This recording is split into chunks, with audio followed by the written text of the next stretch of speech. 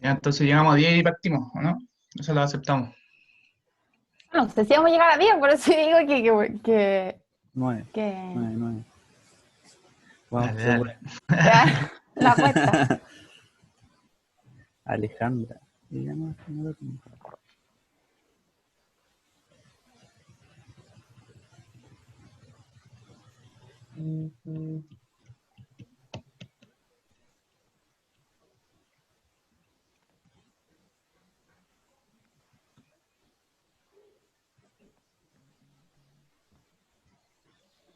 Esperamos un minuto, si no, yo lo hago.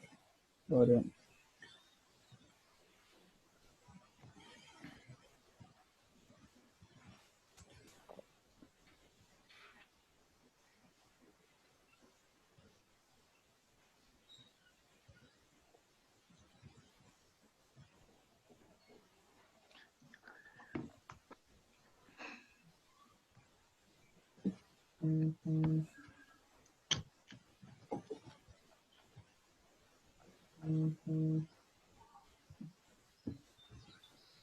Ahí estamos, 11. Ya. Ya, bueno. Ya, ustedes introducen entonces y después me dan el pase. Sí. Ahí comparto la pantalla. Ya voy a aceptar.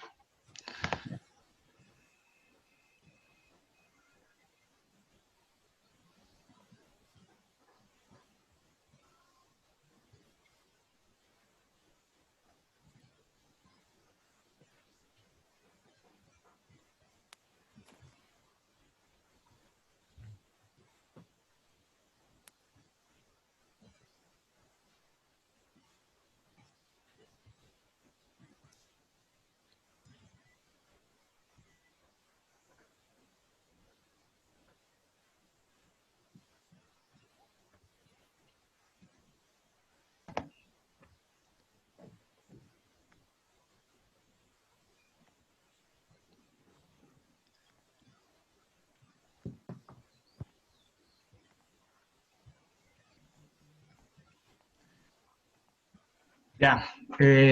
Bueno, buenos días a todos los que te están sumando. Ya somos alrededor de 15 participantes, están inscritos más o menos 30, así que por el tiempo vamos a empezar con la actividad.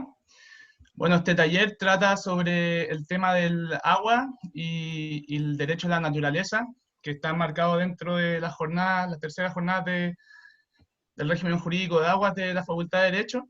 Y hoy día tenemos la suerte de contar con nuestra expositora Pia Weber, abogada egresada de la Facultad de la Universidad Católica Valparaíso, y que nos va a hacer una exposición breve del tema para que introducir el tema y de que después podamos discutir y debatir sobre las preguntas que nos tiene planteadas. No sé si las ven, las preguntas están en el chat para que las vayan conociendo y vayan como de alguna manera reflexionando sobre eso para después empezar con el debate. Así que le damos el pase a Pía. Por favor, si pueden silenciar todo su micrófono para que no haya interferencia. Así que eso. Vamos, Pía. Ya, voy a compartir la pantalla. Me esperan un segundo. ¿Están viendo ahí la diapositiva? Sí, O sea, la claro. presentación. Ya, voy a compartirla en pantalla completa. Ahí se ve completa, ¿no?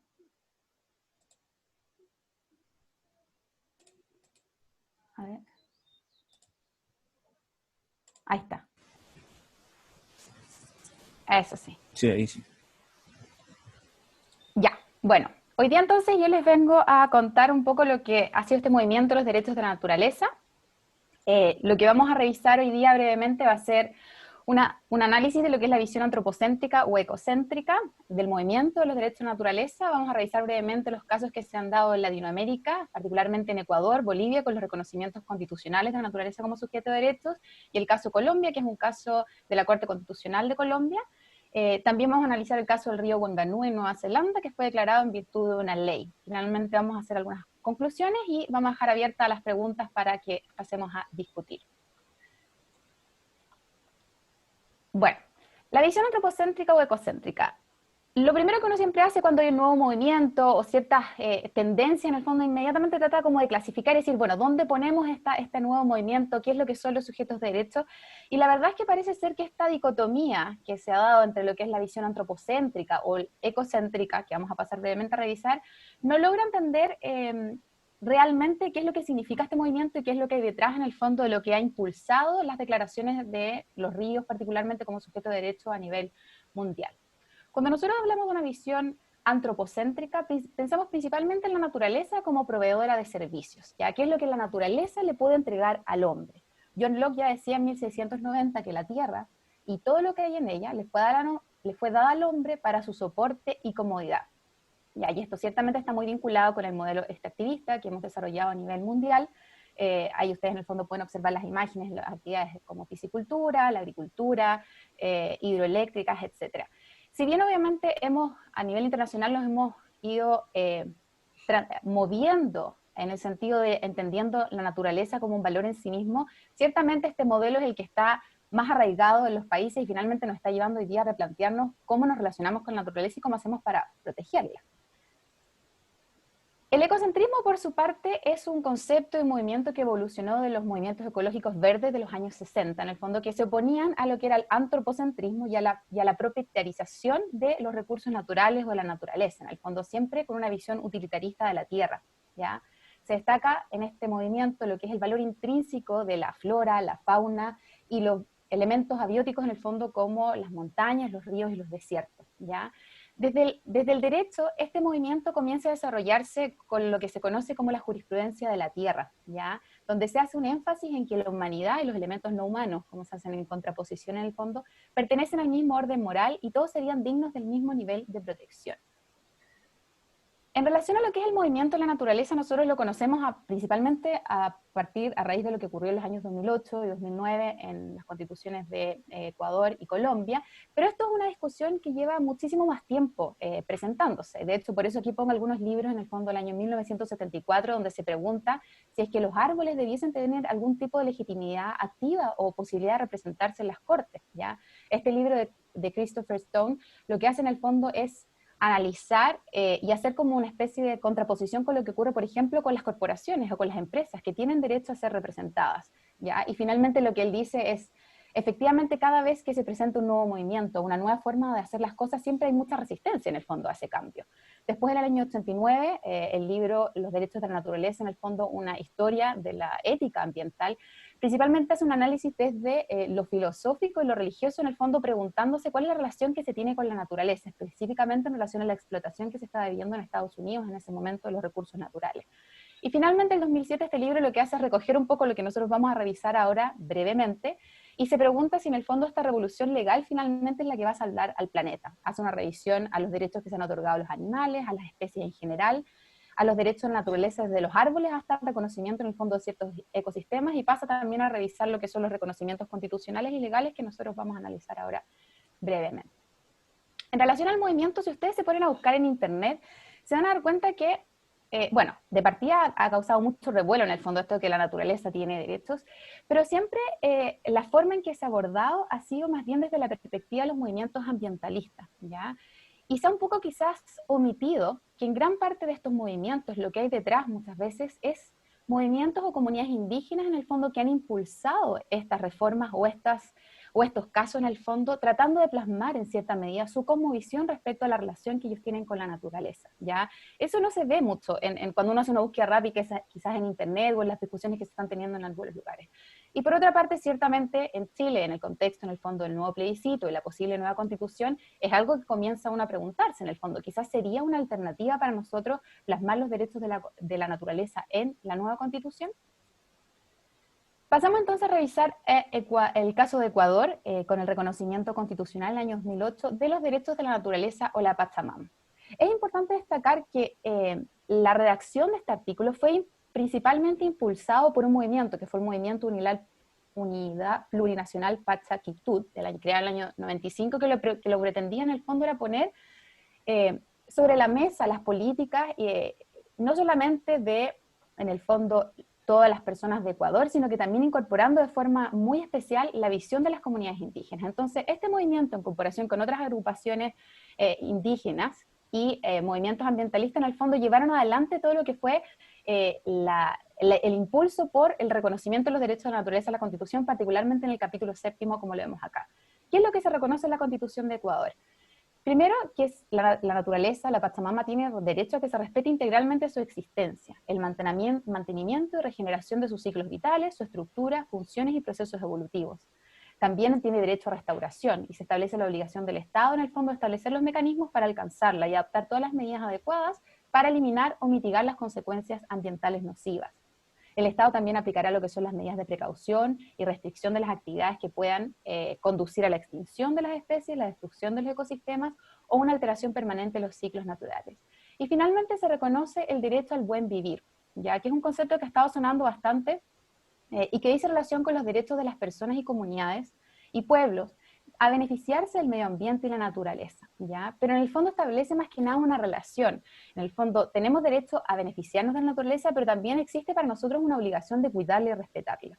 Y además establece que los servicios ambientales no serán susceptibles de apropiación. Alberto Costa, que es el expresidente de la Asamblea Constitucional de Ecuador, destacaba que durante las discusiones, en el fondo, se hacían muchas preguntas que llevaban un poco este argumento o esta discusión de los derechos de la naturaleza al extremo. Entonces le preguntaban constantemente que ahora, en el fondo, que reconocemos derechos a la naturaleza significa que vamos a tener comisarías de perros, comisarías de gatos. ¿Qué es lo que significa esto? Y finalmente, lo que yo quiero dejar en claro con esto es que es cuando hay un poco de desconocimiento, siempre se trata de llevar un poco el argumento al extremo y tratar de evitar la discusión real, que significa entender, bueno, ¿qué es lo que realmente significa? ¿Qué es lo que estamos tratando de buscar? Que en el fondo tengamos una comisaría de perros, ciertamente ese no es el objetivo. Entonces un poco los invito a también abrirse de mente cuando se tienen estas discusiones que son ciertamente innovadoras. Bueno, en Bolivia el año 2009 se establece una nueva constitución, y aquí es muy importante ver que para la cultura boliviana la madre tierra tiene una connotación claramente espiritual y está muy enraizada en lo que son las tradiciones indígenas. Y eso se puede observar también en la constitución, donde se reconoce en el preámbulo a la Pachamama, ¿ya? Y particularmente en los capítulos 4 se establecen los derechos de las naciones y los pueblos indígenas originarios, campesinos, que comprenden un espectro bastante amplio de derechos y garantías, ¿ya? Y entre ellos se establece el principio indígena del vivir bien, la vida armoniosa, la vida buena y la tierra sin mal.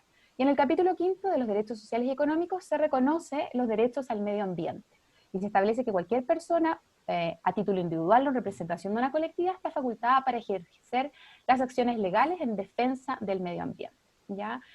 La Constitución de Bolivia luego en el fondo se comienza a desarrollar a través de legislación, particularmente la Ley de Derechos de la Tierra Madre el año 2010, que establece una defensoría de la Madre Tierra, y también en la Ley Marco de la Madre Tierra y el Desarrollo Integral para el Buen Vivir. ¿Qué ha ocurrido con estos reconocimientos constitucionales? Han sido un poco criticados en el sentido en que han tenido muchos problemas para la implementación o cómo hacer operativo en el fondo estos reconocimientos que se han dado a nivel constitucional. Particularmente en Ecuador, las protecciones a la naturaleza, que incluyen en el fondo el concepto de buen vivir, han sido aplicados de forma poco sistemática por las Cortes, y normalmente han sido descritas como débiles, ¿ya? Sin embargo, se reconoce que están teniendo progresivamente un mayor impacto en las políticas públicas y eso es lo que son los procesos de decisión. En Bolivia, un poco la misma línea, en el fondo se destaca que la implementación de estas normas no ha generado grandes cambios en lo que es la protección del medio ambiente y no ha logrado en cierta medida impedir proyectos que son altamente dañinos, ¿ya? Ciertamente es un reconocimiento positivo y que por eso hay que poner un poco el ojo en el fondo en cómo se va a operacionalizar y cómo se baja esto a nivel legislativo y a nivel de práctica estos reconocimientos. En Colombia, el año 2016, tenemos un caso que es de la Corte Constitucional, principalmente vinculado con el reconocimiento legal del río Atrato. El río Atrato es el tercer río más navegable, recorre alrededor de 760 kilómetros desde la cordillera de los Andes hacia el mar del Caribe. Está ubicado en el departamento del Chocó, que es un departamento de Colombia que está caracterizado por muchos conflictos internos, ya guerrillas, delincuencia y por muy poca presencia estatal. También esto vinculado a que es una zona bastante remota.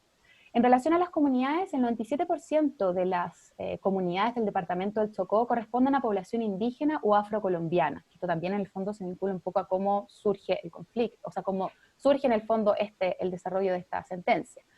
Y también está muy vinculada a la explotación de los recursos naturales, particularmente la minería del oro y la industria forestal. Cuando en el fondo las comunidades indígenas o la población afrocolombiana desarrollaban estas actividades, ciertamente eran a menor escala y de una forma mucho más artesanal. El problema se empezó a generar cuando esto se desarrolla de forma industrial, a mucho mayor escala y además de forma ilegal, en el sentido que nunca se contó con los permisos correspondientes, no había fiscalización del Estado, entonces era una especie de un poco de anarquía respecto a cómo se desarrollaban en el fondo estas actividades. Aquí de hecho pueden observar en el fondo del Río Atrato algunos de los impactos en el fondo que han tenido estas actividades a lo largo de los años, y en este contexto es que se genera la demanda ante la Corte Constitucional por la ONG Tierra Digna en representación de las comunidades indígenas y tribales. Se establecía que se habían vulnerado por parte del Estado, en el fondo al no fiscalizar y llevar adelante en el fondo la protección de la naturaleza, se habían afectado los derechos a la vida, la salud, el agua, la seguridad alimentaria, el derecho a vivir en un medio ambiente sano, la cultura y el territorio de las comunidades indígenas. Esto se desarrolla mediante una acción de tutela que está consagrada en el artículo 86, y Tierra Digna en sus declaraciones en el fondo establece que este es el momento para comenzar a tomar las primeras medidas para proteger de forma eficaz el planeta y sus recursos.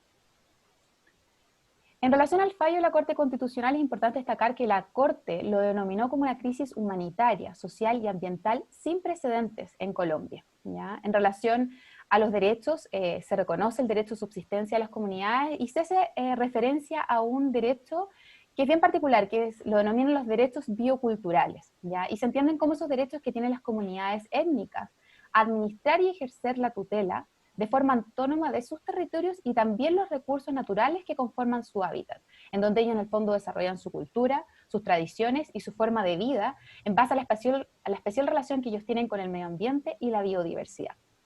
Asimismo, en el fondo, el fallo lo que hace es acoger la reclamación, se acoge el amparo y se declara la vulneración a los derechos que ya habíamos mencionado, imputable a las entidades del Estado colombiano que fueron demandadas. ¿Qué es lo que establece la Corte? La Corte reconoce al río Atrato, su cuenca y sus afluentes como una entidad sujeto de derechos, digna en el fondo de protección, conservación, mantenimiento y restauración, en el fondo que estará a cargo del Estado y las comunidades étnicas. Además, le ordena al Gobierno Nacional que ejerza la autoría y la representación legal de los ríos en conjunto con las comunidades que habitan la cuenca del río Atrato. Esto finalmente se estableció de la siguiente forma. El gobierno en el fondo designó al ministro de Medio Ambiente como guardián del río, y asimismo las comunidades indígenas, que en ese momento eran tribales, que eran 7, establecieron 2 representantes cada uno, un hombre y una mujer, en el fondo un total de 14 representantes de las comunidades y los pueblos tribales, las comunidades tribales, más el ministro, que son los que hoy día se constituyen en el fondo como los guardianes legales del río. Asimismo, se establece una comisión de guardianes que se compone por los guardianes del río, estos 15 individuos que ya señalamos, además de un grupo asesor. Se establece también un panel de expertos que tiene el objeto de asesorar para dar el cumplimiento a la sentencia. Este panel de expertos también ya se estableció, se compone por, parte de los abogados que iniciaron la demanda, por parte de Tierra Digna, miembros de WWF y otras organizaciones en el fondo que buscan proteger la cuenca del río Atrato. Asimismo, se establece la obligación de diseñar e implementar un plan para descontaminar las fuentes hídricas del Chocó y recuperar sus ecosistemas y evitar daños adicionales al ambiente. Se establece además la obligación de diseñar e implementar un plan para neutralizar y erradicar definitivamente las actividades de la minería ilegal que se realizan no solo en el río Atrato y sus afluentes, sino que también en el departamento del Chocó. En ese sentido, una sentencia bastante ambiciosa. ¿Ya? Y también ha sido parte un poco de la crítica que se desarrollaba en el sentido de lo que nosotros también conocemos como el activismo judicial, porque esta sentencia finalmente significó la creación de institucionalidad, presupuesto público, que obviamente puede quizás mover un poco el piso en el sentido de que si uno se pregunta si efectivamente son las cortes las instituciones llamadas a crear este tipo de instituciones. Sin perjuicio de esa crítica, obviamente lo que ha hecho en el fondo es destacarse lo positivo que significa el reconocimiento de un río y además particularmente la creación de una institucionalidad que va a estar a cargo de la protección. El último caso que vamos a revisar es el caso de Nueva Zelanda en el año 2017, que es el primer caso legislativo, ¿ya? El río Wanganui, Te Agua Tupua, en lenguaje maorí, fue reconocido en el fondo como sujeto de derechos el año 2007 a través de una legislación, pero la historia es bastante más larga, ¿ya? Y eso es un poco lo que quiero revisar brevemente. Bueno, para que ustedes sepan, el río Wanganui surge en las montañas, como se observa ahí en el mapa, en el monte Tongariro, y desemboca en el mar de Tasmania. Recorre alrededor de 290 kilómetros y es un río navegable, con mucho en el fondo actividades hoy día de turismo, navegación y actividades recreacionales en general. El origen de estos conflictos que finalmente llegaron a la dictación de la ley surgen desde el Tratado de Waitangi, el año 1840. Este es el tratado que finalmente da origen a Nueva Zelanda como una colonia británica, ¿ya? Y este tratado se firma entre la corona británica y los jefes maorí, que son las comunidades indígenas de Nueva Zelanda. En el fondo, para determinar cómo se iba a regular esta relación. Se desarrolló una judicialización muy fuerte entre los años 1938 y 1962, específicamente respecto del río Wanganui, ya en los derechos de propiedad y soberanía que las comunidades aborígenes alegaban que tenían sobre el río. Aquí es importante destacar que los conceptos de propiedad y soberanía son conceptos occidentales que en el fondo las comunidades maorí utilizaron para en el fondo para poder hacer las demandas en el contexto de la nueva regulación que existía en ese momento. Asimismo, en el fondo, bueno, se llegaron a algún tipo de acuerdos, pero finalmente el conflicto nunca dejó de existir, ¿ya? Y se presenta una nueva demanda a raíz de los usos que se le estaba dando al río y el incumplimiento de la corona del Tratado de Waitangi. ¿Por qué? Porque en ese momento ya se estaban observando los principales impactos que se estaban teniendo con el río. Ya se estaba desarrollando en el fondo infraestructura, ciertas en el fondo contaminaciones, o sea, contaminaciones que se están observando producto de las actividades recreacionales, el traslado en el fondo, el transporte que se realizaba a lo largo del río, etc. Entonces se demanda ante el Tribunal de Waitangi, que finalmente lo que hace es emitir un reporte el año 99 y dice que es imperiosa en el fondo la necesidad de lograr un acuerdo. Ese acuerdo finalmente es logrado entre el gobierno y la tribu maorí, que se denominan Wanganui Iwi, en el año 2014, y lo que hacen entonces la legislación el año 2017 es operacionalizar o llevar adelante en el fondo lo que se había acordado en ese tratado. ¿Y qué es lo que dice esta legislación? La Te Agua Tupua Act. Reconoce el estado del río Wanganui y sus tributarios como una entidad viva, completa, indivisible, que comprende en el fondo desde el origen en sus montañas a su desembocadura en el mar y los elementos tanto físicos como metafísicos. Si nosotros hacemos un símil a lo que está ocurriendo hoy día en relación a la administración o gestión de los recursos hídricos, esto es muy similar a la gestión integrada de recursos hídricos, ¿ya? Que es lo que se reconoció hoy día como la mejor forma de manejar los recursos, tanto en el fondo para preservar el caudal y el recurso en sí mismo, para las generaciones presentes como futuras. Entonces hay conceptos que no son tan lejanos, ¿ya? Asimismo, se reconoce el río como persona jurídica que tiene los mismos derechos, responsabilidades y obligaciones que una persona legal. Se reconoce un complejo mecanismo de gobernanza que incluye también un guardián del río. ¿En qué consiste esta gobernanza o esta institucionalidad que se crea? Primero, se establece la representación legal o guardián del río, que va a estar compuesto por dos representantes, uno de la corona y otro de los Wanganui Iwi. Se entienden en el fondo como guardianes igualitarios, y aquí lo que hace un poco es reconocerse el derecho a la autodeterminación que tienen los pueblos indígenas, en el sentido de que ponen autoridades que van a ser los que van a representar al río. Asimismo, se establece un grupo asesor compuesto por los representantes de las comunidades maorí y las comunidades y autoridades locales, y finalmente se establece un grupo colaborador estratégico que está compuesto por los representantes de las organizaciones que tienen intereses en el río, incluyendo autoridades, departamentos de Estado, usuarios comerciales y recreacionales del río y grupos ambientalistas. Aquí, más que en el fondo entrar en análisis, que es bastante complejo respecto a cómo se desarrolla esta gobernanza, que tampoco hay muchos años en que esté funcionando, lo importante destacar es que lo que trata este tratado, esta ley, es de sentar a la mesa en forma igualitaria a los distintos intereses que existen en el río, ya, cosa que nosotros nos damos cuenta que no ocurre muchas veces, particularmente en nuestro país. Respecto a los derechos existentes en el río, a la pregunta si es que el acuerdo afecta derechos preexistentes o crea propiedad sobre el agua, la respuesta es no. La legislación no limita los derechos de propiedad existentes en el río, su agua o su flora y fauna, y no concede la propiedad sobre el agua, ¿ya? Aquí es donde inmediatamente podemos visualizar quizás algunos posibles conflictos en el sentido de que uno se pregunta realmente cuáles son las atribuciones que se va a tener, principalmente con usos que ya existían, cómo en el fondo se va a comenzar a compatibilizar esta nueva protección que se le otorga al río con los derechos que ya existían. Y por eso aquí lo que se destaca es que el éxito de esta legislación no solo va a depender de cómo se implementen los mecanismos de gobernanza, sino que también qué es lo que van a decir las Cortes al respecto cuando estos casos en el fondo sean llevados adelante. Entonces, en estos dos casos particularmente que analizamos, ¿qué es lo relevante? Primero, la declaración en el fondo, la naturaleza como sujeto de derecho, específicamente el río, que es lo que va a permitir que esta persona jurídica celebre contratos, se vincule en el fondo a la propiedad y se relacione en el fondo, pueda tener derechos de propiedad y además la posibilidad de demandar, ¿ya? Para avanzar en su protección. Pero también surge la duda qué es lo que ocurre con las responsabilidades. No estamos hablando solamente de un sujeto de derechos, sino que también de un sujeto de obligaciones. Y creo, y así lo he leído en el fondo varios autores que analizan esta materia, que más importante que la declaración en sí misma es la institucionalidad que se crea en estos dos casos en un contexto de colaboración y acuerdos, ¿ya? Y que en el fondo comienza a abrir el paso en el fondo a nuevas formas de gobernar. Bueno, ya había hecho la crítica en el fondo lo que se hacía particularmente el caso Colombia respecto a lo que era el activismo judicial, y por eso el río Ganganui y la ley en el fondo es un muy buen ejemplo porque es a nivel legislativo. En ambos casos se reconoce al río como un sujeto de derecho en un intento en el fondo por acomodar distintos intereses legales y culturales en el río, con el objetivo de establecer una relación colaborativa entre el Estado y las comunidades ribereñas. Y aquí, dentro de las preguntas en el fondo que van a ir para discusión, es qué es lo que entendemos por pluralismo legal y cultural. Creo que es momento de sentarnos realmente a analizar en el fondo el origen de nuestros países y cómo reconocemos en el fondo a los pueblos originarios que ya existían, no solamente como cultura, sino que también, o sea, bueno, su cosmovisión, por supuesto, pero también los mecanismos legales que ellos implementaban de su forma, que claramente no es la misma que nosotros como occidentales en el fondo hacemos. Bueno, ya hago esta diferencia, ciertamente todos ascendemos de comunidades indígenas, pero espero que entiendan a lo que me refiero.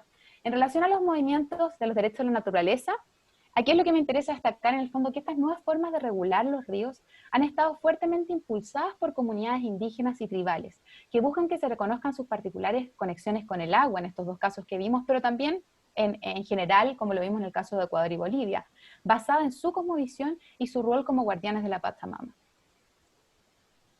¿Cuáles son los principales obstáculos que nosotros, que podemos quizás discutir, que se podrían presentar para comenzar a tener una discusión de este tipo?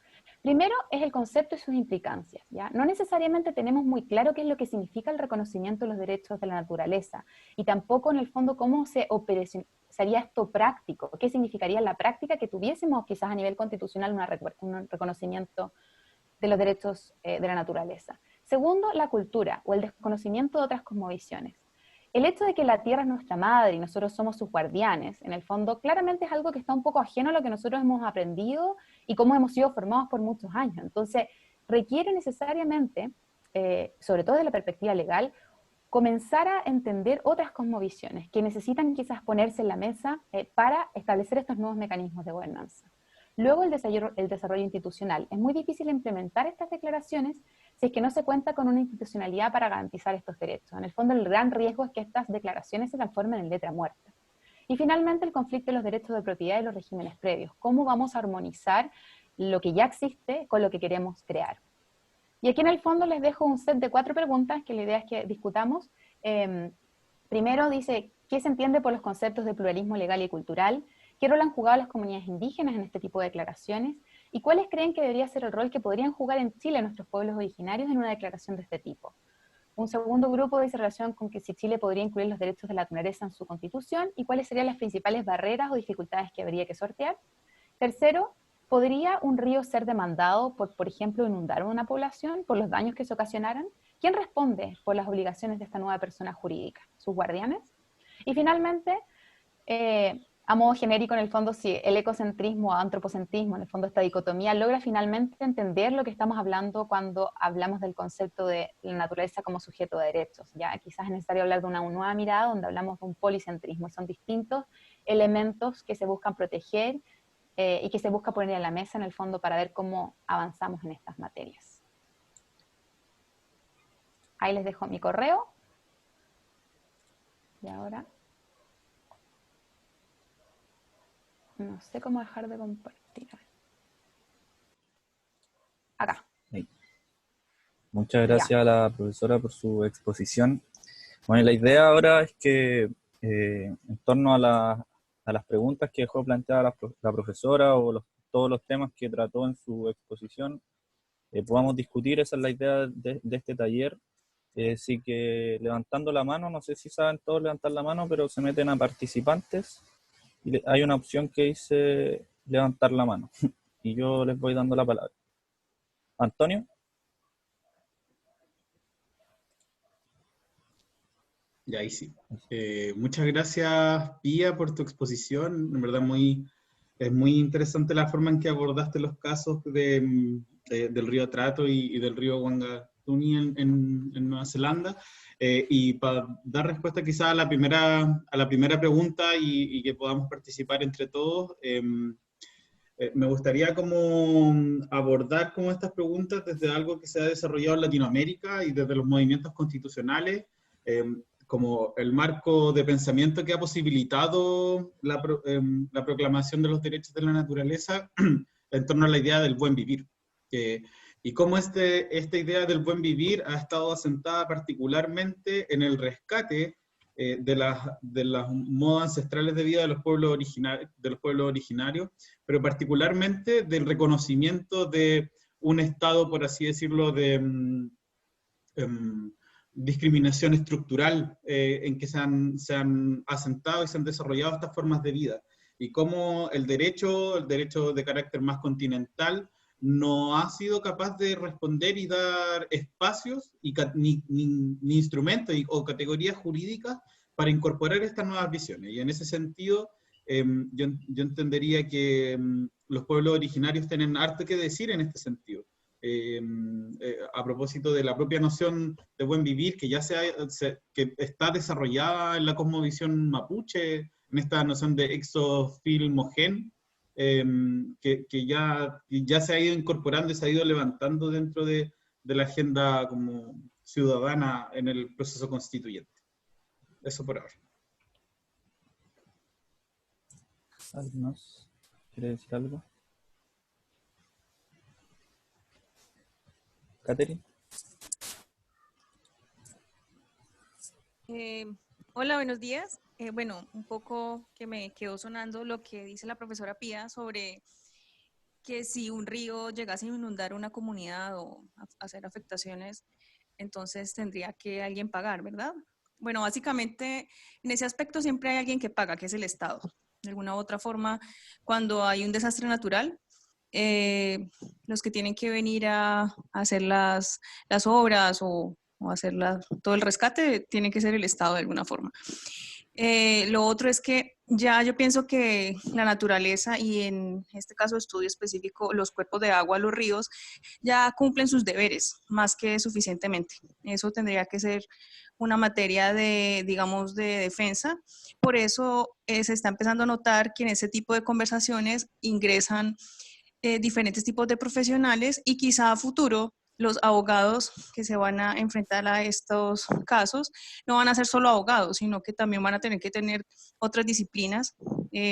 Quizá empezamos a notar que diferentes profesionales se meten al derecho y los abogados empiezan a abordar otras temáticas del medio ambiente de formas más técnicas, ¿no? Para poder generar como toda esa masa crítica para poder llevar a cabo como toda esta, digamos, este nuevo mundo al que nos tenemos que enfrentar. Yo soy colombiana y quisiera hacer una acotación. En Colombia hay mucha minería ilegal, sí, pero hay mucha legal que es ilegítima. Y sucede igual que aquí. Es muy grave porque de alguna forma, bajo este velo de la legalidad, se hacen diferentes atropellos a las comunidades y a la naturaleza. Entonces, de alguna manera, tenemos que empezar a analizar cómo desde la Constitución, como usted dice, tiene que haber una institucionalidad, pero todo tiene que tener un tejido congruente y consecuente. O sea, no es posible que la Constitución me diga algo, pero los códigos me digan otras cosas o viceversa, o no hayan institucionalidades. Claramente esto es un tema de que faltan recursos pero de alguna manera es el reto al que nos debemos como enfrentar y yo la verdad considero que el tema de declarar la naturaleza como sujeto de derecho y empezar a repensar eso puede ser una gran oportunidad, aunque claramente, como dice usted, es una letra muerta, puede ser, si lo analizamos ahora a corto plazo, pero estamos pensando que estamos haciendo el cimiento para el futuro de lo que viene, y lo que viene quizá no a una escala humana, medida en nuestros tiempos, no lo vamos a alcanzar a ver nosotros, pero digamos, es una apuesta de fe a lo que tenemos que empezar a trazar. Eso es lo que quisiera decir por el momento. Yes. ¿Alguien más quiere decir algo? No sé si profesora quiere aportar algo a lo que han dicho. O sea, bueno, con respecto a este primer tema, creo que sí, 100% lo que estaba comentando Catherine, que la Constitución es eso, en el fondo es un marco que no necesariamente nos va a dar, o sea, que no nos va a dar necesariamente la institucionalidad para que el día de mañana podamos llegar y determinar cómo se va a aplicar en la práctica, pero efectivamente es un principio que debiese ser transversal en el fondo a todo el ordenamiento jurídico. Y eso es lo que hoy día nosotros en Chile particularmente no tenemos. O sea, tenemos efectivamente un 19.8 que reconoce un derecho a vivir en un medio ambiente libre de contaminación. Efectivamente, vivir en un medio ambiente libre de contaminación, quizás lo que queremos reconocer en la Constitución, o estamos buscando también algo más amplio, un derecho a un medio ambiente sano, quizás que se reconozcan otro tipo de elementos, bueno, y también, por supuesto, el reconocimiento de nuestros pueblos originarios, con un 12% de la población que se declara indígena, ciertamente es algo que Chile como país tiene que hacerse cargo. No sé si la gente, si en el fondo parte de las personas tiene algún tipo de comentario para seguir en esta discusión. ¿Cuáles podrían ser particularmente quizás en Chile las principales barreras para avanzar en una regulación de este tipo, principalmente en el tema de las aguas, que es un tema tan conflictivo en Chile? Se está discutiendo ahora la reforma del Código de Aguas y ya inmediatamente aparecen en la Comisión de Constitución, en el fondo, las primeras reservas o las primeras discusiones en torno a la constitucionalidad, una serie de normas que quieren establecer en el fondo el caudal ecológico que se aplique a todos los derechos, la temporalidad de las concesiones. Entonces hay otros temas ahí que se vinculan un poco a la protección del medio ambiente y que finalmente encuentran como tope la Constitución. No sé si alguien quiere aportar desde esa arista. Mariana tenía levantada la mano, no sé. ¿Sí? ¿Se escucha? Sí, se escucha. ¿Me Perfecto. escuchan? Perfecto. Ah, súper. Ya, me interesó, me encantó en realidad la exposición, me interesaron varios puntos y creo que puede ser un gran aporte aquí para la participación de los pueblos originarios. Lamentablemente, como este proceso ha sido un poco fraudulento, medio rápido, y se necesita una conciencia de trato con el pueblo, especialmente con el pueblo mapuche, que es el que ha tenido como la mayor represión en estos últimos tiempos, principalmente porque hay puntos claves en este nuevo trato que se quiere pactar en esta nueva carta, y que tienen que ver con definición de conceptos básicos respecto de la vida, del espíritu, de lo que implica la salud, de lo que va a implicar la idea de nación o de plurinación. Entonces, ya partiendo de esos vínculos que son absolutamente necesarios para una población como la mapuche, por ejemplo, y para otras culturas, para las culturas andinas tal vez, más vinculados aún a tradiciones y costumbres ancestrales, creo que tal vez esta temporalidad que le dieron además al proceso creativo va a ser nefasta. Yo creo que se tiene que extender un poco más, que tiene que ser un parlamento realmente, un acuerdo de consensos humanitarios principalmente, para integrar a estos pueblos, y luego de eso avanzar en materia de derecho específicamente. Y bueno, aquí me parece excelente como esta idea de gobernanza territorial autónoma, o tal vez con algún tipo de implicancia desde lo chileno. Me interesa, o sea, creo que es muy, muy, muy eficiente. Y de ahí las críticas respecto a las creencias particulares de cómo sucede el intercambio espiritual entre un cuerpo vivo como un río y la comunidad misma. Eso ya es un tema de criterio espiritual. Entonces, por eso, desde mi perspectiva, lo principal es primero fijar los fundamentos básicos de lo que vamos a comprender como espíritu, las virtudes y los valores de las naciones implicadas, a qué se le va a dar importancia, a la letra muerta o a los acuerdos de palabra también, importante eso, y desde ahí legislar. Creo que es un avance igual que lo que ha pasado en Nueva Zelanda y en Colombia. Me parece súper atingente la idea de dividir por Futalmapu, porque sabemos que dentro de la nación mapuche también existen estas diferencias internas. Puede ser interesante para avanzar. Lo que tenemos ahora yo creo que es una calamidad, que lo que hay en el Wallmapu es terrible, y que la violación a los derechos humanos es tremenda. Entonces, yo creo que por ahí. Y la nación chilena tendrá que en algún momento tal vez integrar en los conceptos espirituales y también crecer espiritualmente, porque le falta un montón de comprensión. El desarrollo energético, tal vez, las ideas de energía han estado ya un poquito más en un horizonte cultural un poquito más asentado.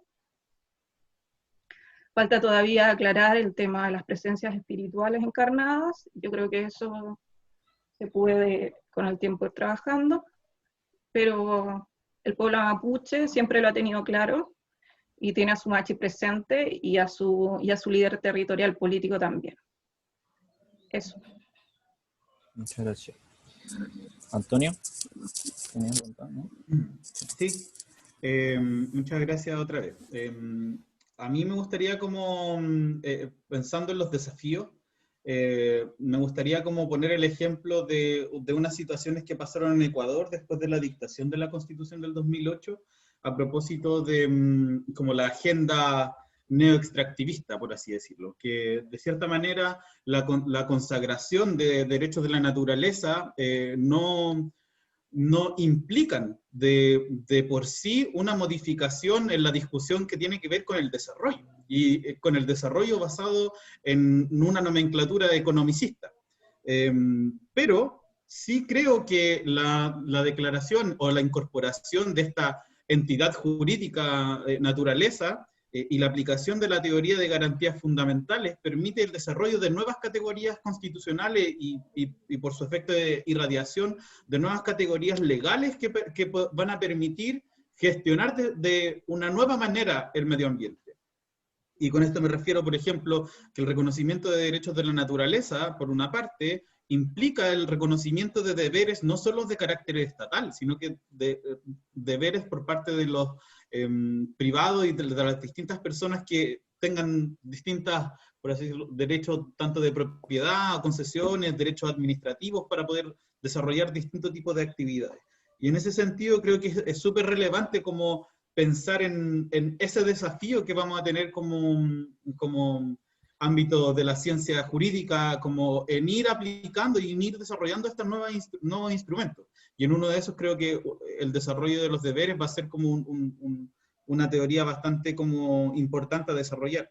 Pero por otro lado, el reconocimiento de estas entidades implica el reconocer que la humanidad toda tiene el deber de ejercer estos derechos que son reconocidos para la naturaleza y para las entidades como naturales. Y eso implica, por una parte, el desarrollo de una institucionalidad, el desarrollo de acciones o de mecanismos judiciales para poder ejercer esa protección y esa perspectiva de conservación en torno a asegurar a las generaciones futuras el goce de un planeta que sea vivible, más allá de como la calificación jurídica que le queramos dar.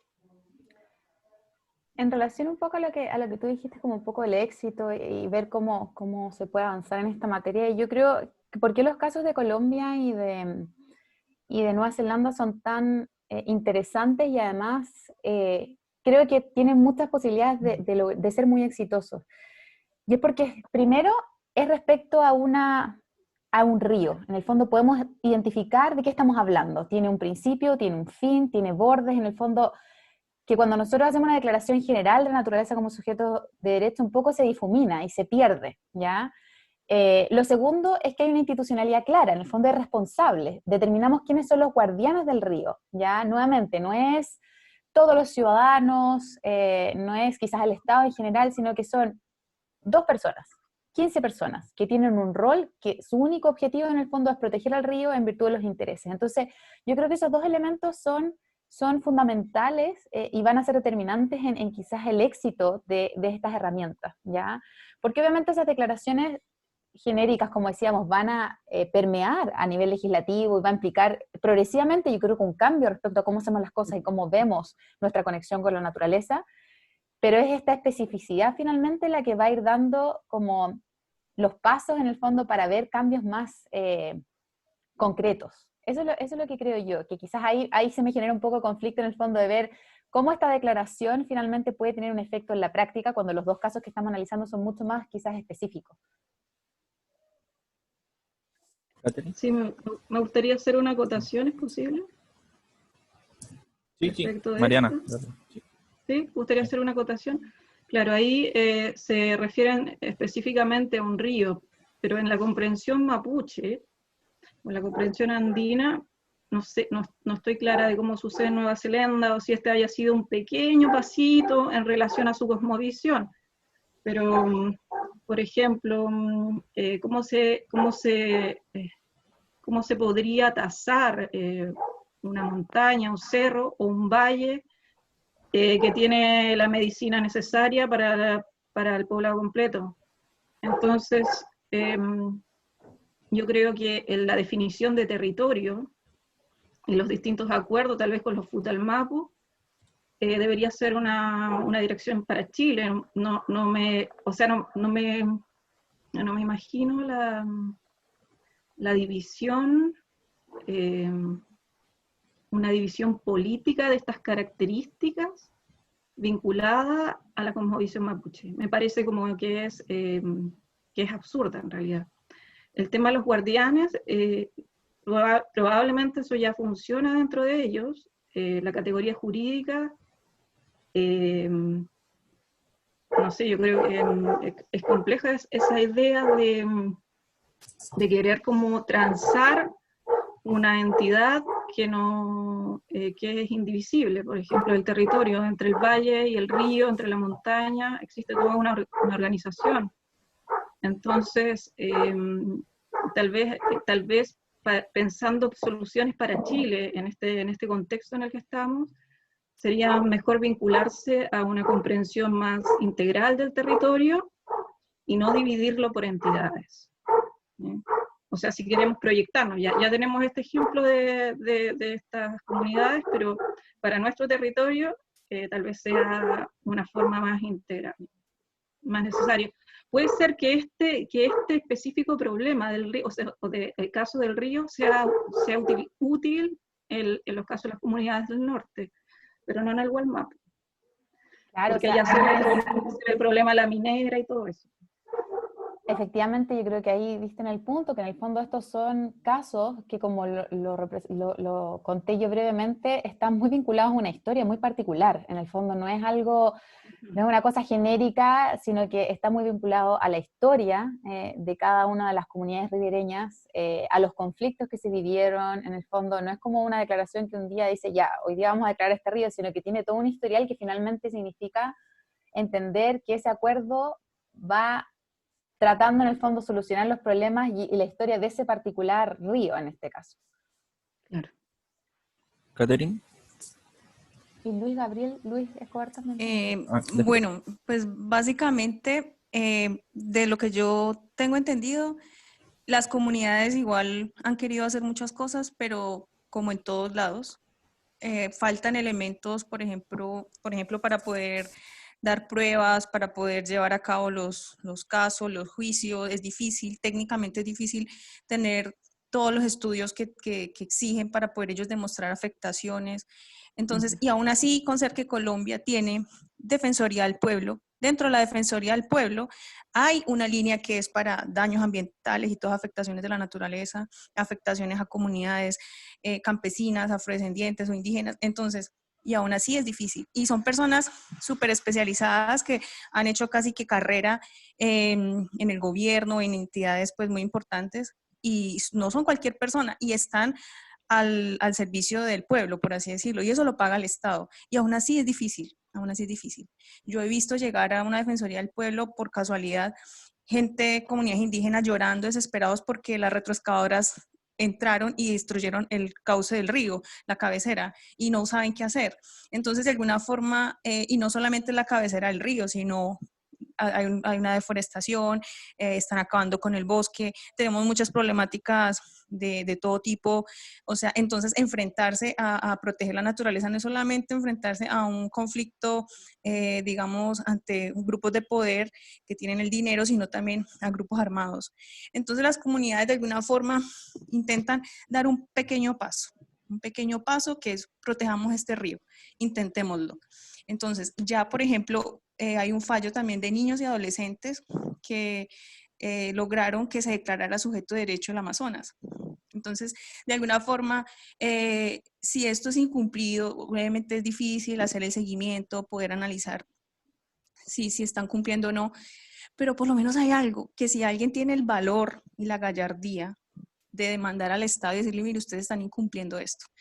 Entonces, eso lo lograron niños y adolescentes, claramente asesorados por ONGs y abogados, que claramente son personas que son activistas netos y puros. Entonces, ¿por qué? ¿Quién les va a pagar por esto? Casos que llevan años, que hay que estudiar demasiado para poderlos llevar. Entonces, es un problema, digamos, estructural, y aquí vengo como un poco lo que ustedes dicen, también hay una responsabilidad civil de nosotros y cada uno desde lo que hagamos, de qué cómo podemos aportar. Entonces, no podemos pretender que solamente el Estado o alguien externo venga a darnos la solución, y nosotros también tenemos que empezar a empujar esas paredes que están allí. Entonces, de alguna forma, claramente no es que se esté segregando la naturaleza, ni se esté perdiendo el sentido holístico y ecosistémico, sino que desgraciadamente para los avances de la ley, por el momento, han sido así, pequeños. Y a los ojos de los otros se dirán, es reduccionista, no se contempla todo, pero no es tan así. Lo que sucede es que es un primer paso, pienso yo. Luis, ¿querías hablar tú? Sí, ante todo, buenas tardes y muchas gracias, y realmente encantado de ver tantos jóvenes con tanta capacidad. Tengan medio urgencia, porque yo me recibí abogado en el siglo XX con profesores del siglo XIX que estudiaban por libros del siglo XVII. Entonces los considero mucho más autorizados a ustedes para opinar sobre estos temas que lo que pueda aportar yo. Por otra parte, trabajo con equipos que tienen la mitad de la edad que yo, así que digamos que es una situación que enfrento todos los días. Y por el otro lado, conozco algo de la Constitución de Chile y del derecho chileno, pero no lo suficiente como para hacer otra cosa que preguntar. Y he anotado algunas cosas así, un poco descolgadas a medida que ustedes han ido hablando. Sí, porque probablemente tenga que salir al otro foro, anoté las respuestas a las preguntas. La primera, ustedes no tienen en la Constitución, como lo tenemos en Argentina, que todos los derechos están sujetos a las leyes que reglamenten su ejercicio. A raíz de eso, después de una larga evolución, por supuesto, en la última reforma del Código Civil del año 2016, entró ahora a vigencia, 2 años después, se prohíbe el abuso del derecho, y principalmente cuando esos derechos dañan al ambiente. O sea, nadie tiene derecho a dañar al ambiente. Pero esto viene de un fallo de la Corte Argentina del año 1882, el famoso fallo Salas, saladeristas, de las dos formas aparece, donde una gran contaminación, causó un gran perjuicio para la salud, y entonces los permisos que tenían los mataderos fueron revocados. Fueron hasta la Corte y la Corte le dijo, nadie tiene derecho a dañar a otra persona, menos al ambiente. En la misma línea, el tema del caudal ecológico, aquel que excede la posibilidad que la cosa, o en este caso sería un bien, tiene para darle un servicio al punto de destruirla, no está mucho más lejos que el que mata palos a un caballo en la calle porque lleva una carga mucho más pesada que la que el animal tiene. Supongo que, creo que en todos los países, o lo multan muy fuertemente o generalmente termina en prisión. Entonces, estamos hablando de un bien y un servicio. Si uno abusa de ese servicio, cualquier ley se lo puede limitar. Y evidentemente, si las circunstancias cambian, las leyes cambian. Yo no lo viví, pero sí lo conocí. Las mujeres no votaban. Y hoy lideran empresas, lideran cátedras, y han liderado 2 equipos en los que yo he tenido el privilegio de trabajar y aprender. El otro tema, nosotros tenemos en la Constitución argentina, y en realidad partió de una ley de apenas iniciada nuestra democracia, sobre el respeto a los pueblos originarios, sus formas, sus tradiciones, sus derechos sobre los recursos naturales, y principalmente algo que creo que sabe a todo, que es el tema de la propiedad originaria, la propiedad comunitaria, perdón. Esa propiedad comunitaria se maneja en paralela sobre los derechos reales individuales. O sea, pueden coexistir y colisionan. ¿Y dónde tenemos la barrera? La barrera la tenemos en el Poder Judicial, donde tenemos jueces que son mucho más retrógrados que yo, de lejos. Parece que no hubo Revolución Francesa, Revolución Americana, y no sé si pasaron en el medioevo. Y tenemos otros que realmente tienen una visión muy amplia y reconocen los derechos que la Constitución garantiza. O sea, no estamos hablando de otra cosa. Cuando yo veo el tema del fallo de Atrato, lo veo en la clave de que se está reconociendo deberes de nosotros para con la naturaleza, no derechos de la naturaleza, deberes que tenemos como parte de una comunidad, digámoslo así, biocéntrica o policéntrica, no más antropocéntrica, que no lo fue nunca, es una ficción, y así no fue. Nos estrellamos con esa ficción y nos seguimos estrellando, tenemos que abandonarla. Y lo que veo es que puede haber colisiones entre los guardianes. La figura que nosotros tenemos, que debería funcionar, es el defensor del pueblo de la nación. Digo debería porque hace años que está sin designación el cargo, por algo será, y sin poder actuar este defensor del pueblo de la nación. Con una suficiente capacidad de poder, como lo veo, he estado con las comunidades mapuche, tengo muy buenas relaciones con las del sur de Mendoza, que ellos van y meten el habeas corpus cuando los vienen a detener, o el amparo cuando quieren proteger sus bienes, y de acá que el Poder Judicial, con toda su buena voluntad, logra articular la acción, sacar la sentencia, ejecutarla y darle la orden, y lograr que la policía la cumpla, que por suerte allá ocurre, ya destruyeron toda la margen del río, el bosque, le quemaron la casa y pasó todo. Tener un ombudsman al cual se pueda acudir y que tenga una fuerza estatal a su disposición de inmediato, es mucho mejor guardián y mucho más imparcial y menos problemático que, o sea, estamos hablando de una institución, no estamos hablando de una persona, que una persona, un guardián, que ese día puede tener un inconveniente físico y no estar disponible, o tiene que acudir al juez para lograr lo mismo que podría lograr cualquier persona.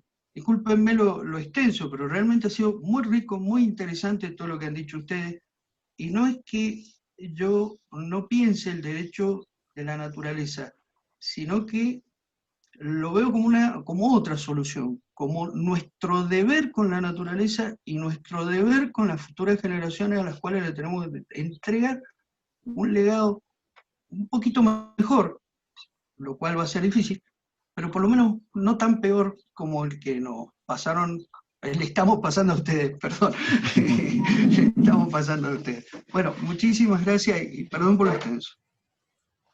Gracias. No sé, ¿alguien más quiere opinar sobre lo mismo o de otro tema que haya hablado la profesora o que se haya hablado durante el taller? O profesora, si tiene algo que decir de lo que han dicho los expositores. No, yo creo que los análisis que hacía el profesor Luis son súper válidos en el sentido de van un poco a preguntarse efectivamente qué herramientas contamos hoy día en cada país y de cómo podrían quizás servir o coexistir estos otros instrumentos o mecanismos que se están creando. Yo creo que eso va a ser parte importante del análisis y por eso yo creo que los ojos un poco están puestos en cómo van a empezar a funcionar estos, o van a seguir funcionando estos organismos y también un poco qué van a decir las cortes. Cuando se empiecen a llevar adelante estos juicios, creo que va a ser súper importante, ahora que pueden en el fondo los ríos representarse solos. Y eso va a haber que estar atento, porque obviamente ahora este movimiento que sigue existiendo y que va a seguir evolucionando. Yo creo que todavía estamos recién en las etapas iniciales de comprender muy bien qué es lo que significan los derechos de la naturaleza, y por eso me gustó a mí darle esta arista que he leído en principalmente profesionales o académicos que están vinculados con las comunidades indígenas, de decir, ojo, este movimiento no es solamente los derechos de la naturaleza como desde la visión ambientalista, sino que también tiene mucho que decir respecto del comprender la cultura y la cosmovisión de los pueblos originarios, que era un poco lo que quería destacar. Así que si con eso se quedan para reflexionar en cara en el fondo a lo que viene de nueva constitución, yo me quedo tranquila que por lo menos algo ahí quedó dando vuelta. Pía, sí, yo solo como a modo de cierre y despedida, como agradecerte también el tema propuesto y recordar que el tema de los derechos de la naturaleza es una agenda que va en paralelo con el reconocimiento de los pueblos originarios, con la mejora y con la consagración del derecho al medio ambiente sano y equilibrado, y el reconocimiento también de toda la agenda de derechos humanos de carácter ambiental que deben ir consagrándose en paralelo, que forman como un gran paraguas y que no es solo como los derechos de la naturaleza el corolario de este movimiento. Así que muchas gracias por tu exposición y por el tema. De nada, gracias a todos por participar. Si nadie más tiene algo que agregar. Sí, me gustaría agregar algo, Mariana. Dale Mariana. Mira, me encantó la exposición del profesor argentino porque da un vuelco epistémico a todo el discurso y el debate en relación. Es decir, si observamos la naturaleza como un bien no perjudicable, o hacemos ese giro, ¿entiendes? Como necesario de pensar los deberes del ser humano en función de la naturaleza más que los derechos de la naturaleza, como que dar por hecho que el derecho de la naturaleza es permanecer, es ser un legado.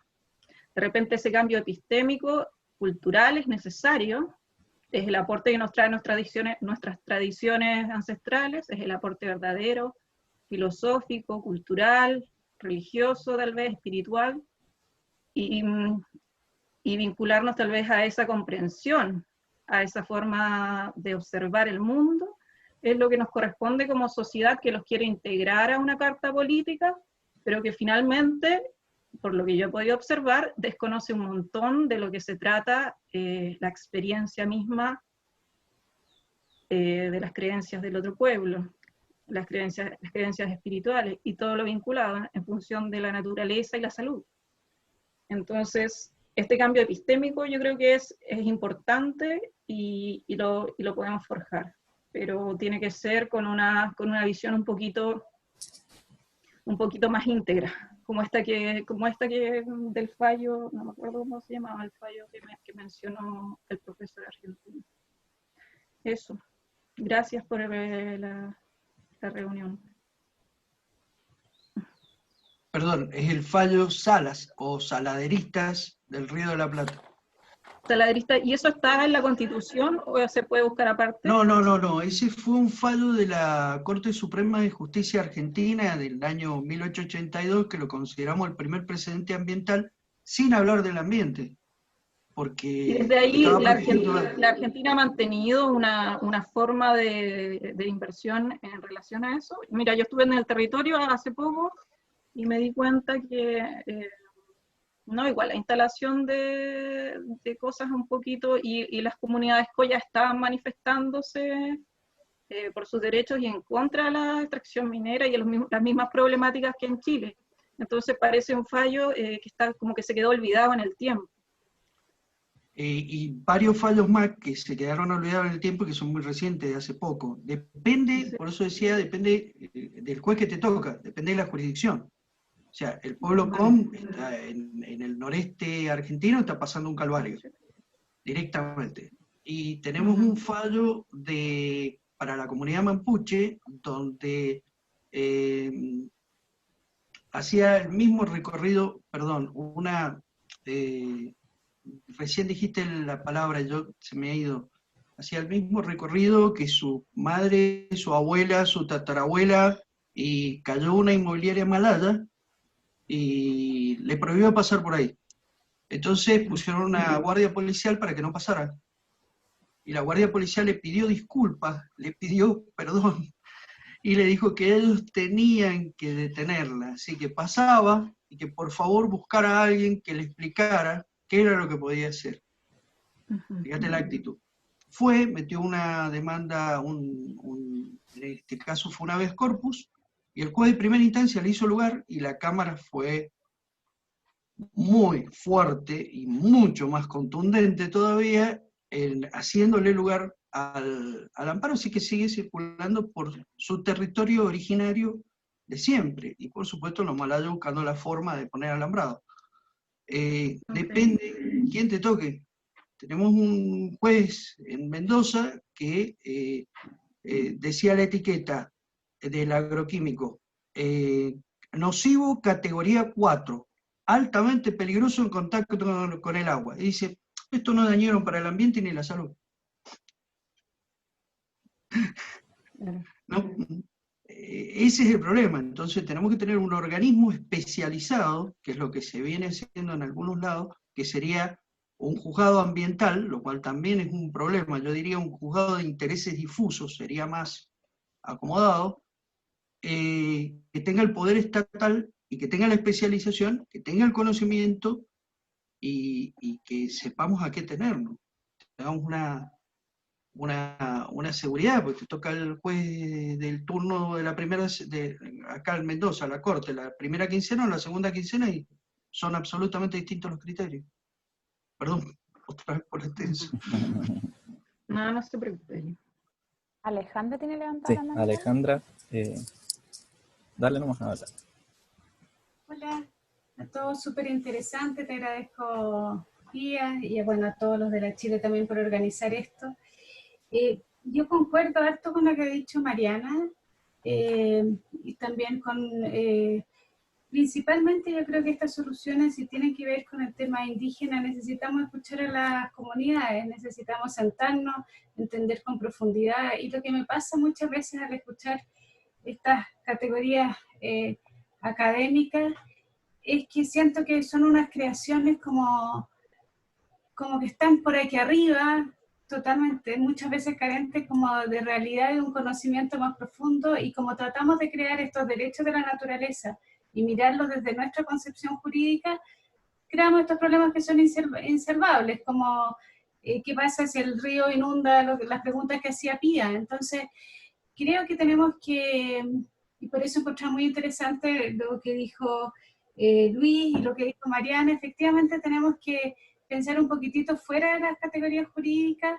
y tal vez fuera de eslogan que suenan bien. Tal vez va a sonar horrible lo que yo digo, pero esta palabra derecho a la naturaleza suena muy bien, pero creo que tenemos que ser más humildes, tal vez sentarnos a hablar con las comunidades, posiblemente tal vez funcionen mucho más otras posibilidades, no hay entenderse que hay un derecho efectivamente indígena asociado, más creo que lo que hay es una espiritualidad, una forma de vida, y tal vez tenemos otras categorías para poder defender esas formas de vida. Primero, por supuesto, la participación activa de los pueblos originarios en la institucionalidad, por eso es lo importante que ojalá participen en este proceso constituyente, y después que sean entes participativos en institucionales como el Defensor del Pueblo, etcétera. Pero a veces siento que la creación de estas instituciones, después llevadas a la práctica, como pasa en Ecuador o como pasa en Bolivia, son letra muerta. Entonces, creo que tal vez deberíamos trabajar un poquitito más con las comunidades más cercanas y encontrar una solución que no solo suene muy bien, sino que sea aplicable, porque la violencia histórica contra las comunidades indígenas por la no aplicación de nuestros acuerdos, por crear estas cosas que suenan bien pero que son inaplicables, creo que es aún más grave. Ese es como un poquitito mi reflexión, por eso encontré súper interesante lo de Pía y como abrir estas cosas al debate. Yo trataría de verlas con un poco más de humildad y ojalá en esto el día de mañana haya un conocimiento más profundo. Creo que las palabras territorio, gestión comunitaria del territorio puede ser ayudar mucho más a una participación efectiva de las comunidades indígenas con gobernanza, con posibilidades de administrar ellos mismos sus territorios también. Gracias. Yo cortito quería como comentar lo que había dicho Alejandra, en el sentido de que concuerdo plenamente con lo que ella señala, y de hecho es algo que ya se observa. Por ejemplo, estaba viendo un proyecto que se está desarrollando en Perth, que es un estado de Australia, particularmente en el río Fitzroy, donde las comunidades indígenas de la zona hay un alto acuerdo entre ellas en el fondo en relación a los objetivos de protección del río, que es un río bien largo, un río libre, con muchas en el fondo características dignas de preservar en el fondo. Y se empezó a generar en el contexto de este proyecto las discusiones de, por ejemplo, los derechos de la naturaleza, si podría ser para ellos quizás algo interesante de abordar. Y hay efectivamente mucha resistencia, por lo que he leído. Por supuesto yo no he estado trabajando ahí con ellos, pero en el fondo por lo que he leído por parte de líderes indígenas, en el fondo, a la extrañeza en el fondo que le generan estos conceptos, sujeto de derecho, qué realmente significaría para ellos, porque en el fondo estamos hablando de dos idiomas distintos, dos culturas, dos conceptos diferentes. Entonces cuando se impone efectivamente uno sobre otro, se generan estos problemas que Alejandra en el fondo señala, y que obviamente las comunidades muchas veces pueden ser reticentes. Si bien los movimientos que nosotros indicamos en el fondo fueron liderados en gran parte por comunidades indígenas, pero también es como a veces la última opción también dentro de un sistema donde ya está muy claro cuál es el lenguaje que utilizamos, cuál es la ley que se aplica, etcétera, tratar de tomarse en el fondo de esas herramientas que hoy día tienen para poder avanzar en la protección. Pero cuando tienen ya de lleno la posibilidad de discutir, dicen, bueno, realmente este es el lenguaje que quiero utilizar para el río, que yo quizás lo conozco de otra forma, no como un sujeto de derechos, ¿qué significaría? Entonces hay un análisis quizás mucho más profundo respecto a estas figuras. Entonces creo que eso se alinea un poco como con la crítica que hace Alejandra respecto de esta falta de comprensión quizás de estas cosmovisiones. Buenísimo. Hay dos personas que no han hablado, que ahora les vamos a dar la oportunidad de hablar. Primero Carolina y después Valentina López. Carolina, ¿está ahí? Hola. Bueno, primero que todo, muchas gracias por todo. Ha sido muy interesante, pero yo sin ser abogada o sin venir del mundo legal, quiero poner otra visión. De repente nos hace falta dar la comprensión de la normativa ya existente, como un ejemplo la aplicación del convenio 169 de la OIT relacionado con criterios indígenas, pero llevarlo a la práctica dentro de nuestra normativa o el mismo derecho real de conservación, donde también se podría ocupar el agua como un sujeto o la cuenca de la misma conservación misma, antes o para generar cultura que permita poder hacer todo este cambio legal a más gran escala. No sé qué opinan de eso, si es factible o cómo se podría utilizar la legislación que hoy en día existe y que se intenta hacer muchas veces en los tribunales ambientales para poder en el fondo culturizar, porque lo que se requiere a la larga es un cambio de cultura que lleva a la naturaleza y no solo al agua, sino que a la de biodiversidad también, o a sus distintos elementos, a tener un valor a per se más allá del económico, que se puede dar una valoración económica, o de los servicios ecosistémicos, los servicios de la naturaleza. Eso era, muchas gracias. Pía, ¿quiere responder un poco a eso antes de darle a...? O sea, yo creo que en lo personal puedo referirme específicamente al régimen de las aguas y creo que eso implica abrir una discusión entera, pero sí, solo a modo de resumen, solamente puedo decir que claramente el modelo que nosotros se ha implementado y cómo se ha gestionado las aguas hoy día, principalmente, por ejemplo, a través de su administración, porque la Dirección General de Agua es la encargada de otorgar los derechos de agua, pero un poco después de eso pierde el control respecto a lo que ocurre con las aguas, en el sentido de que son las organizaciones de usuarios las que se encargan de manejar y administrar las cuencas, y finalmente eso lo que hace es poner en la mesa solamente un tipo de interés, un tipo de sector. En el fondo son los que tienen los derechos de aprovechamiento de aguas. Entonces, por eso si yo sí el símil con lo que ya realizamos, eso es lo que yo más destaco de estos proyectos, o sea, de estas legislaciones y normas. En el fondo, una institucionalidad donde todos tienen algo que decir respecto del río, porque nosotros aquí en Chile lo que hacemos es simplemente reconocer, en cierta medida, rendir un poco pleitesía solamente a un tipo de usuarios, que son los que tienen los derechos a aprovechamiento, pero el río tiene derechos culturales, derechos usos recreacionales, escénicos, en el fondo, una serie de otros componentes, pero eso también, muy en resumen, pero va con el origen del Código de Aguas, que es lo que se trató de asegurar en la Constitución, en el artículo 19, número 24, inciso final, vinculado netamente a las aguas, en el fondo, para fines productivos. O sea, el agua en el Código de Aguas está para usarla y nada más. Hay ciertas normas, caudal ecológico, ciertas reservas de caudales que se permiten, pero son muy limitadas y que no incorporan al medio ambiente y ni tampoco otro tipo de usuarios como podrían ser ¿cómo se llama? Los usos ancestrales, ¿ya? De hecho, ni siquiera están incorporados, por ejemplo, lo que son las patentes de uso. Si yo no utilizo el agua, se tiene que pagar una patente, y en las excepciones legales ni siquiera están incorporados, por ejemplo, el medio ambiente, las comunidades indígenas. Sí, a nivel de corte, de jurisprudencia, en el fondo se han ampliado esa excepción y se ha permitido, por ejemplo, que las comunidades indígenas no tengan que pagar patentes por no uso, pero hay muchas limitantes y hay muchas barreras. Así que eso, pero eso es muy, muy pincelado porque creo que ahí da para mucha discusión. Sí, Valentina tenía la mano levantada hace rato. Valentina. Hola. Mira, yo hablo con mi total ignorancia, porque estudié biología marina y tuve un ramo que es una pincelada, algún artículo de algo. Entonces, quería preguntar un poco si es que acá existen algún tipo de guardianes o de defensor del pueblo de la nación como es en Argentina, o si eso es lo que se busca de aquí en adelante, justamente ahora con esto de la nueva constitución, de abordar y de implementar. ¿Existe algo así acá? ¿Hoy, No, ahora? No ¿Alguna existe. defensoría del pueblo? No, en temas ambientales no. Nada. No hay nada. Y con Pero- respecto... O sea, de hecho, si tú te fijas, todos los fallos más relevantes son llevados adelante por organizaciones ambientales. Son ONGs en el fondo las que están haciendo esa pega en representación de las comunidades.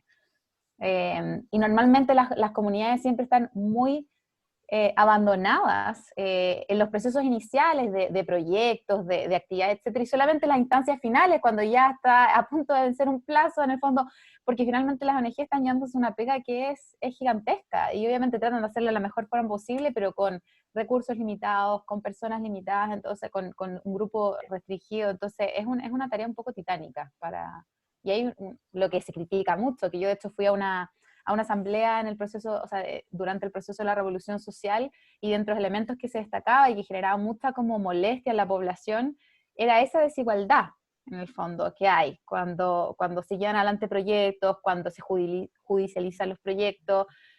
O sea, las empresas tienen muchísimo dinero, muchísimos abogados increíblemente capacitados, el Estado también tiene sus funcionarios, en el fondo, que se dedican a estos temas exclusivamente, y por otro lado están las comunidades, tratando en el fondo de contar con el apoyo de unas organizaciones no gubernamentales, es que no dan abasto a veces para todos los conflictos ambientales que hay en el territorio.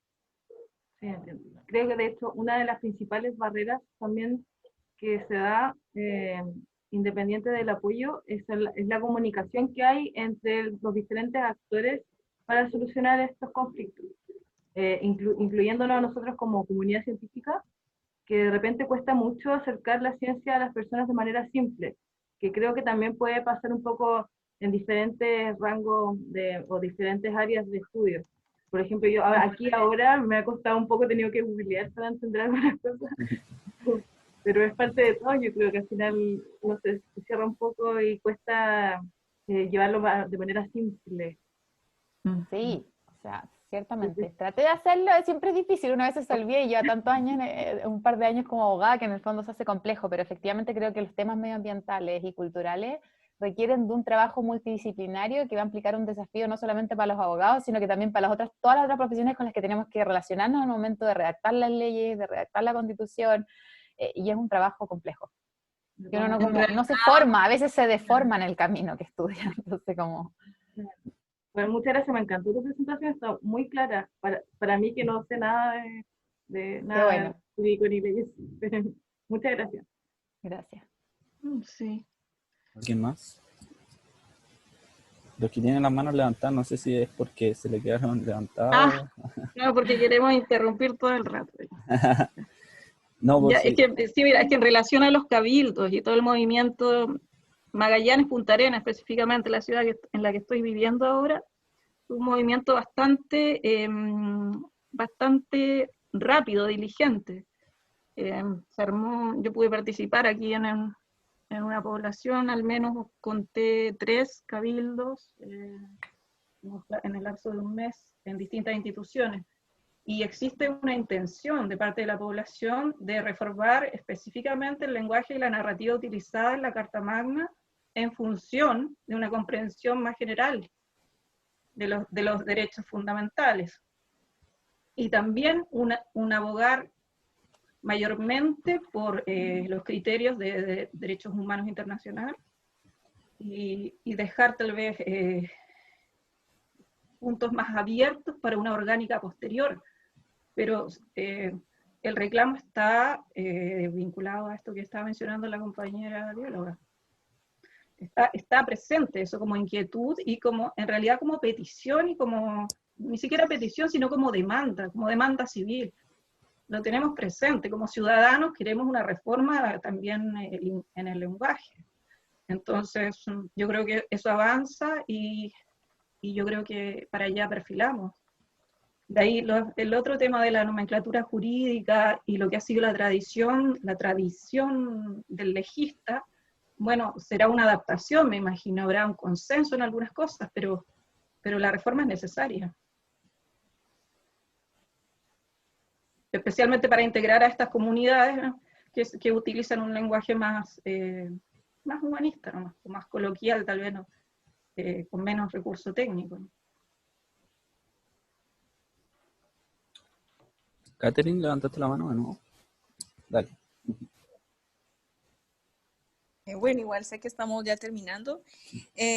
Bueno, que básicamente intentar decir que no es solamente los pueblos originarios, digamos las comunidades indígenas ya reconocidas, sino que hay muchos otros pueblos que están con reconocimiento como pueblo originario muy reciente y aún así están siendo atropellados, y muchos otros que están a la espera, ¿no? Porque de alguna manera volvemos a lo mismo, se requieren muchos estudios para poder demostrar que ellos realmente sí son de ascendencias indígenas. Y lo otro es, también están todos los territorios que tienen vocaciones campesinas, crianceros, pescadores, todas las personas que han vivido, digamos, de la contemplación y el turismo de sus territorios. Entonces, se requiere como proteger muchísimo más, y ahí también, digamos que es muy interesante todo este concepto que ustedes plantean del territorio, que claramente hay una desarticulación digamos, del desarrollo territorial con la gobernanza del agua realmente, y con, digamos, la protección de los ecosistemas. Entonces, y esto es sencillamente como una traducción de cómo estamos todos divididos por dentro. y que así como somos adentro, somos afuera en parte. Así están nuestras leyes, así están nuestros gobiernos, así están nuestras formas de participación. Entonces, claramente es un reto como volver a, como generar este nuevo paradigma, también para reconocer todas estas personas, porque ellos también están invisibilizados y muchos se están convirtiendo en zonas de sacrificio, muchos ya lo son, de hecho. Entonces, todas estas personas también tienen digamos, un derecho, ¿no? Y toda esta naturaleza que está afectada, cuerpos hídricos y todo lo demás asociado como a esta forma de relacionarnos con la naturaleza. Eso, y básicamente, pues, eso era como lo que quería comentar, y excelente la exposición, y me encantaría poder en algún momento cruzar como algún contacto con algunos de ustedes y bueno, hacerles algunas preguntas. Muchísimas gracias. Yo creo que por el tiempo vamos a ir cerrando, pero muy interesante todo lo que se ha discutido. En primer lugar, agradecerle a la profesora por la exposición y por su tiempo, y agradecerle la participación a todos de estas instancias que muchas veces nos enriquecen la discusión en torno a temas que son muy actuales y que sobre todo tienen mucha importancia hacia el futuro. Eso, no sé, Seba, si queréis decir algo, y obviamente dejarlos invitados a todos para que sigan viendo los diferentes paneles de lo que queda de la jornada de agua.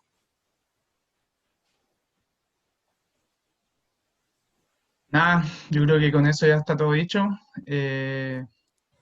Muchas gracias a todos por participar y sigan sintonizando las jornadas, porque ahora a la 1:30 creo que hay una mesa y siguen, vamos a estar con actividades todo el día. Así que eso, un abrazo a todos. Muchas gracias a todos, que estén bien. Chao, Nicolás, Muchas Sebastián, y a gracias. todos. Chao. Chao. Chao, muchas gracias. Chao. Chao, chao.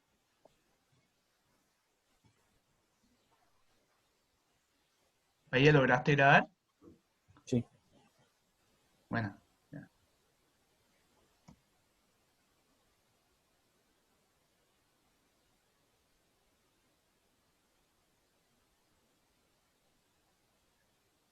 ¿Salió bueno? Sí, salió bueno. Fluido. Sí.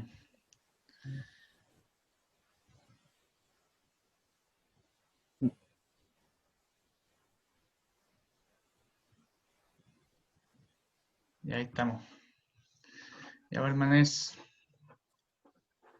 Ya. Nos estamos viendo, hermano. Chao. Chao. ¿Qué tal, hermanito?